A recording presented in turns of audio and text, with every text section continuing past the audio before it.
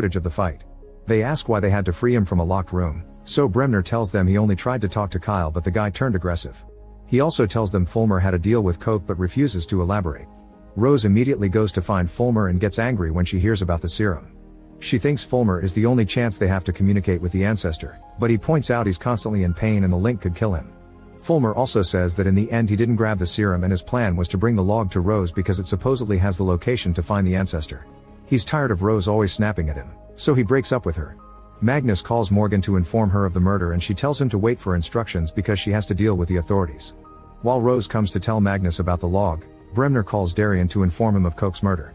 Darian immediately goes to see Morgan, shocking her when he reveals he knows and scolding her for not telling the board. He wants to shut it all down before the press and the authorities learn about it, wanting to keep it a secret and avoid an investigation.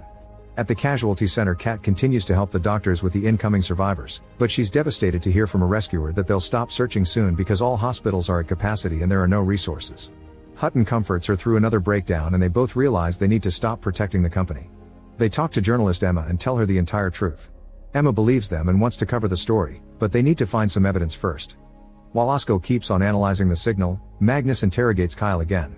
A furious Kyle begins ranting, explaining that Coke sacrificed a lot of people for his plan and was willing to sacrifice more, so he killed him to avoid more death. That tsunami was Coke's fault and the information on that log could cause even more disasters. However, Magnus is still skeptical. Afterward, Magnus returns to the office with Rose and Bremner to take a call from Morgan, who tells them a chopper will pick up the body and this won't be discussed anymore.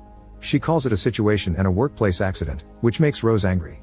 Morgan ignores her and hangs up.